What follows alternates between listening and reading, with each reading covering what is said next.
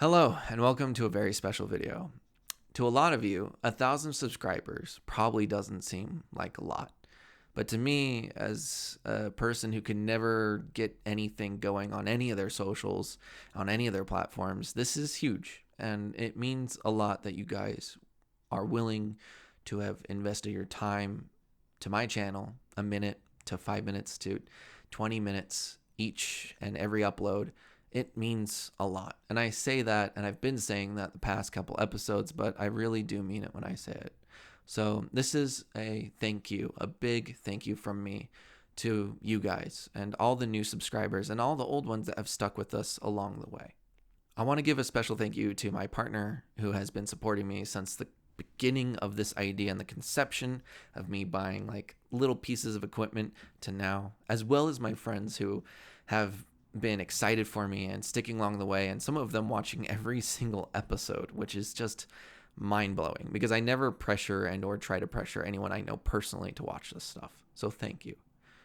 And again, thank you to all the new subscribers. In the last 2 weeks, we've had a major income of people just showing up on the channel and subscribing. So thank you. It's been freaking awesome.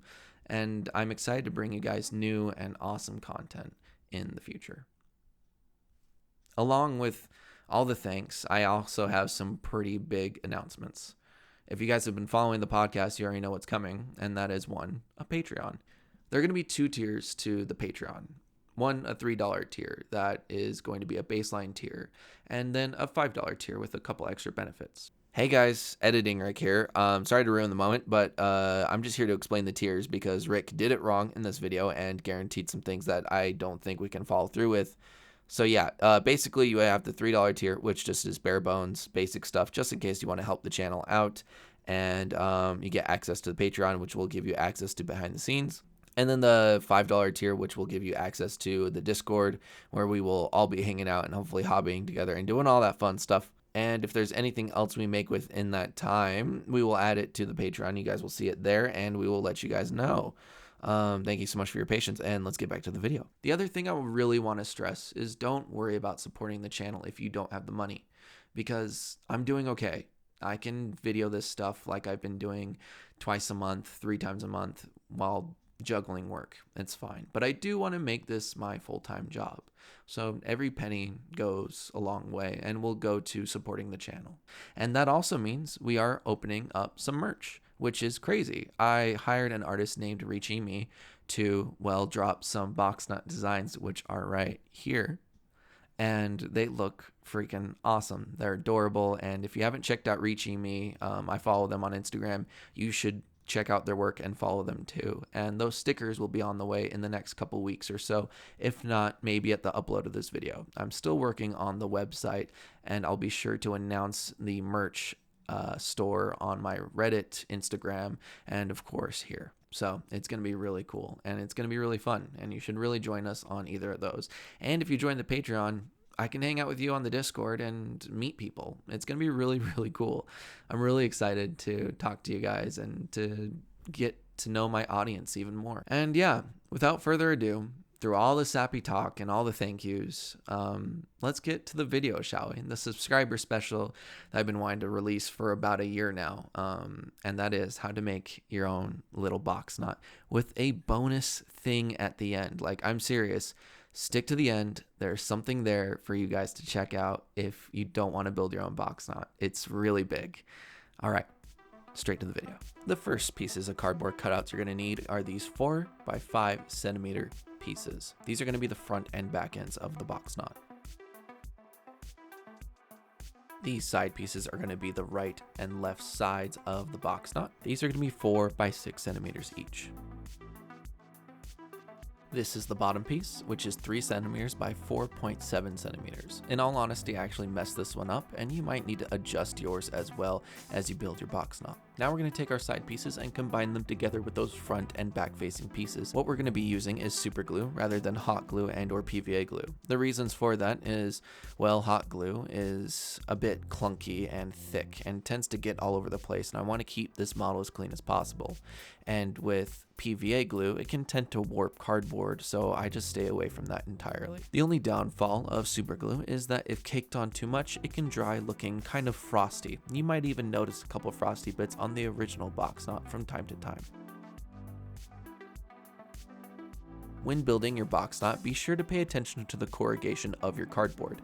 I purposefully point them in certain directions to give it a specific look. The corrugation on the front-facing panels and side-facing panels are going to be pointing upwards, so make sure you do that for this section of the build. Like I stated before in the beginning of the video, my bottom piece was a bit too large and I had to make a couple adjustments. I suggest you double check yours as well. We just want it to fit snug right into the bottom and not poking out from the bottom at all. Let's cut in some flaps. In order to do this, you're going to be cutting in a line from the top of the side pieces that meet the bottom and front facing pieces. You want to cut through the corrugation, but not all the way through the cardboard, because if you do, you're going to chop it off completely.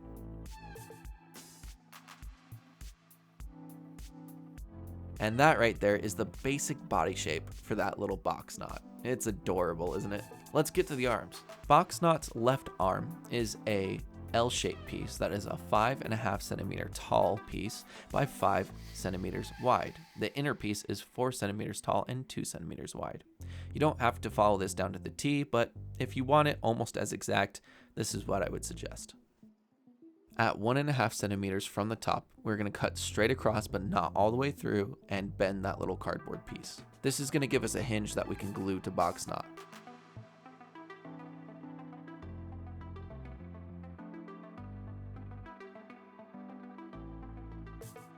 Now I purposely angle the boxnaught arm a little off just to make it look like he's actually moving or getting ready to swing. Here is boxnaught to show you the gun that we have. It's going to be this thing with a little flappy piece on the side being longer than the middle. And then we have this top cover that we are going to be making first. This little piece is a 1.5 centimeters wide by 4 centimeters long, which will cover all the smaller details.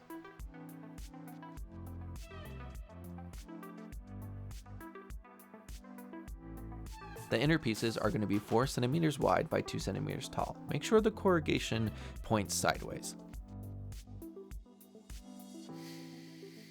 And now the outer piece with that little flap is going to be 5 centimeters wide by 2 centimeters tall. Make sure the corrugation is pointing upwards for this piece. On the inside, we're going to be cutting 1 centimeter in, not cutting all the way through, just so we can make that a little bit of a flap. Now we're going to stack everything together with the 5x2 piece on the outside with the flap being able to bend outward, and then we're going to stack those 4x2 pieces onto the inside and then have that 1.5 centimeter piece on top.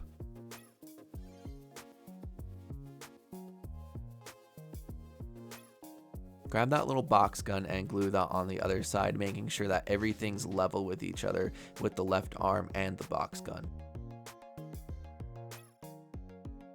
Look at that, we're almost done. Let's get those legs on the bottom now. For the feet, you're gonna need a 1.5 centimeter wide piece that is 2 centimeters tall. The next piece is gonna be a 2x2 centimeter piece. Make sure you make 4 pieces of each, the 1.5 centimeter and the 2x2 centimeter. Now let's make some feet. You're going to be using the 2x2 centimeter pieces to be the front facing and back facing of the feet. And for the sides, you're going to be using the smaller 1.5 centimeter pieces. And now this should be the result. Now, none of these instructions have to be followed to the T, but this is how you make a more authentic boxnaught that I've made in the past. You can make the feet whatever size you want, and or any of the guns or flaps or whatever you're feeling like, make it yours. That's the whole point of having a boxnaught. All right, he's basically done, but he's got all this writing on him, and I decided to do a little bit of an experiment today. So we're gonna prime this guy. Now, usually if you used a rattle can on a piece of cardboard, it would end up warping because rattle cans exude a lot of moisture. But I felt like with the airbrush, I could control the amount of spray being put onto the boxnaught a lot easier, therefore not oversaturating it in too much paint. In the end, checking this guy out, he looked pretty good. No warping at all. This worked perfectly. And now that we have a blackened boxnaught, we have the option of possibly doing a Black Templar boxnaught, or a Dark Angel's Heresy boxnaught, or a Raven Guard boxnaught. But actually, I decided to go for a more rebellious route. For the symbols on the boxnaught, I just simply took a lead pencil and outlined what I wanted. It was pretty easy to erase my mistakes, and if I ever ended up scuffing up the paint, I just knew I could paint over it. For the next step, I just took a white paint marker and went over all the little designs I made.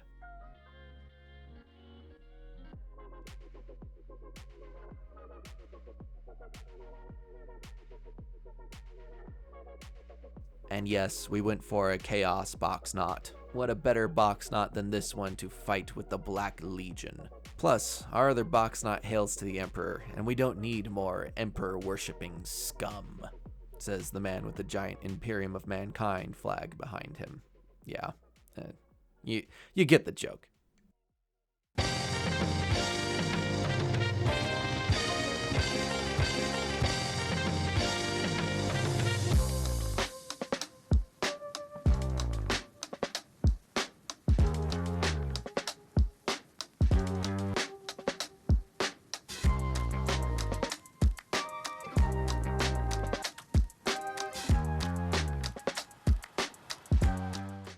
Now you guys might be wondering, what was that surprise? Well, like some of you, from time to time I get a little lazy, and well, a creator by the name of Jay reached out to me and made this little STL file.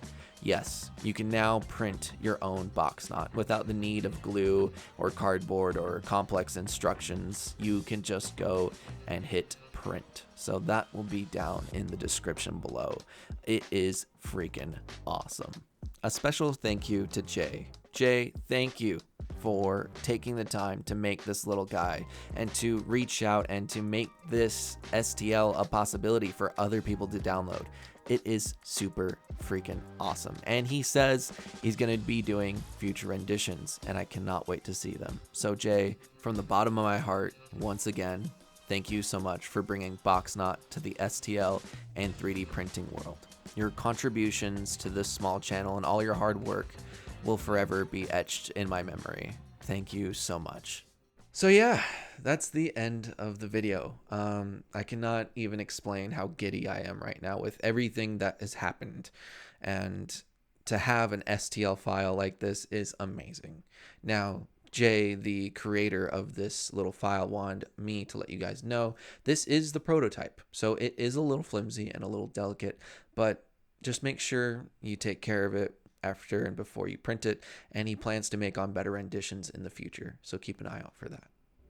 And now that we're toward the end of the video, well, as always, thank you for supporting me and boxnaught. Be sure to leave a like down below and share with your friends or family. If you have any ideas of future videos and or things that are going around in your head that you feel like we could cover in the channel, be sure to comment down below.